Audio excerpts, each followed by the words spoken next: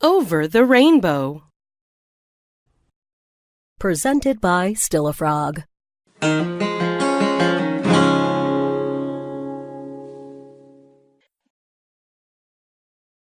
This wasn't a job.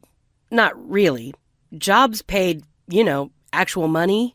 She could barely afford a trailer and an ancient Volvo. No, this was definitely a labor of love that had poverty written all over it. But just look at them. How could you turn a blind eye and leave them to what? Their abusive owners or the heartless kill shelters? She felt a kinship when she looked into those pitiful brown eyes. Rainbow Rescues wasn't actually her brainchild. It'd been Scott. Scott, otherwise known as that mythical perfect guy women have been tracking like the elusive Bigfoot since the dawn of time. Except he wasn't the perfect guy. She should have known that. The signs were there, but he was perfectly polished when convincing her to move down here from the isolation of her Yukon home, perfect when he suggested they buy this piece of ground and put up a shelter for their adored canine species, perfect all those nights lying next to her, looking up at the night sky, proclaiming that they were soulmates. But then perfection gradually shape-shifted into distracted distance, which morphed into veiled resentment, finally culminating in the hostile blame game of, "You convinced me that this money pit of a dog shelter would be a good idea, and what do we have to show for it?" "I'm sorry," she quietly repeated. For what? She had no idea. But she was Canadian. They were known for their niceness, along with, apparently, apologizing for situations that weren't really of their own making. Scott moved out once Rainbow Rescues officially charted in the red. Well, he didn't so much move out as try and surreptitiously steal off in a cab in the middle of the night when she was sleeping. The thing about running a rescue shelter is, amazingly enough, there are dogs there. Lots and lots of dogs. And what do dogs do when a strange car pulls in? Why, they bark. She raced to the front door just in time to see him throw his duffel into the passenger seat. He turned, looked at her, and shrugged in that pathetic, "what can I do" fashion. That was almost 2 years ago. Since then, there'd been only her and her motley pack of unwanted hounds. She wanted them, though. She wanted all of them. If only she had more money to take care of them. That was the thing. So when Kyle and his 2 children pulled in one late Sunday morning, she had a good feeling, which is, in fact, how she operated. Nowadays, it seemed when people wanted to adopt a rescue dog, they had to be background checked, credit checked, fingerprinted, and frisked. She, however, didn't need comprehensive background checks to tell her what her gut could. Was the man a dog lover? Kyle had called the day before. He sounded genuinely excited. Plus, she could hear a child's voice in the background squealing, "We're getting a dog!" He didn't look like she'd pictured, his voice suggesting a bit younger man, though the flashes of gray and the slightly weathered edges were kind of sexy. Bounding out of the minivan was a boy of about 10 or 11, Jeremy, a miniature version of the father. The kid raced right to the pens. "Looks like someone's not wasting any time," Kyle laughed. He had an incredible smile. She found herself staring like some spellbound teenager. "Oh, snap out of it." "Doesn't your daughter want to help choose?" she asked. From what she could see through the partially tinted window, he also had a teenage girl. "She's just, they lost their mom a couple of months ago," he explained solemnly. And then he told the story. They'd been divorced. His ex had actually remarried about 2 years before she got sick. She fought hard. Too hard for too long, he painfully mused. Her body just gave out. "I know a dog certainly can't replace their mother, but maybe it can bring a little happiness back into their lives." How heartbreaking to lose your mom at such a young age. The girl, Celia, understandably having a very difficult time, apparently opted to just keep to herself mostly. "Mind if I go and introduce myself?" she asked Kyle.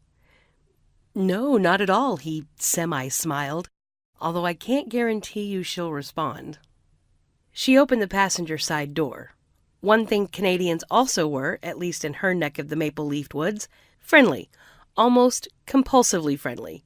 As tragic as some of these dog stories were, Rainbow Rescues had always been about happiness, a place of unconditional love, wet kisses, and cuddles. Celia seemed startled at the intrusion, but did her best to feign nonchalance. "So it seems your dad and brother have picked out a dog. Want to go and meet him?" she began, trying to be as bubbly as possible. But the girl just shook her head no. "I'm glad that he's going home with you guys." "You don't know anything about us," the girl then mumbled. "Well, no, but you seem like a very nice family." "Whatever," she shot back. "I don't mean to be rude," as she rudely put in her earbuds and closed her eyes. That'd gone well. Celia did, however, eventually leave the sanctuary of the van. When her father was busy filling out the paperwork, she ventured over towards the kennels.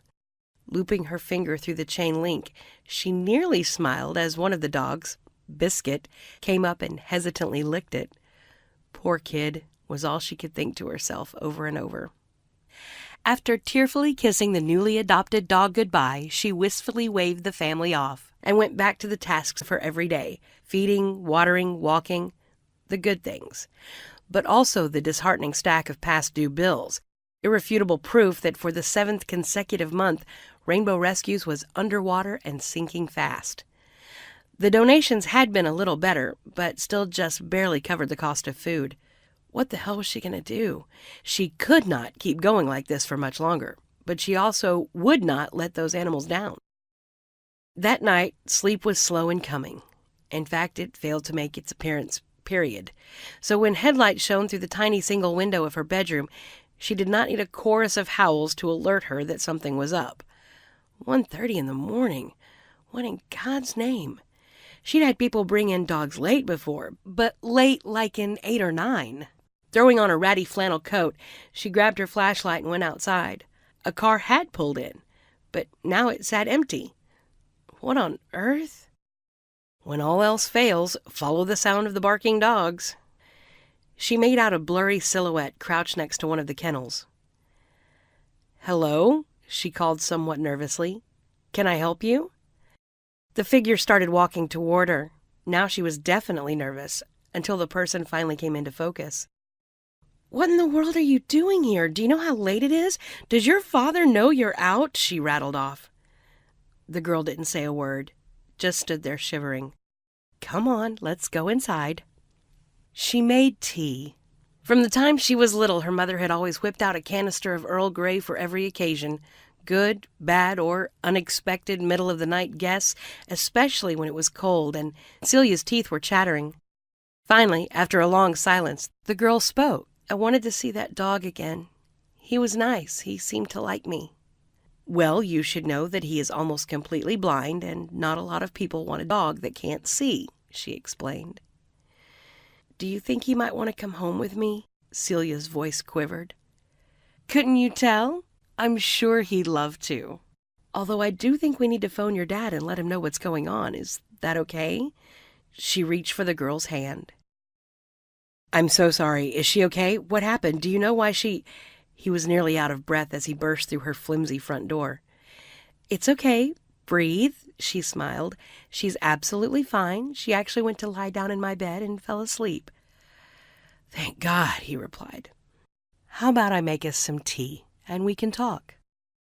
"That'd be nice," he answered, "but I don't want to keep you up any longer than we already have." "I wasn't sleeping anyway," she said, as he practically fell into one of her kitchen chairs. He mused, tapping on the pile of late notices she'd left on the table. "Want to hear more about fall-down laughing first date disasters, hilarious online dating nightmares, and even that rare, magical meeting that turns into a romance for the ages? Download our free app, A New True Story Every Day, the ever-entertaining comedy of the attraction between men and women."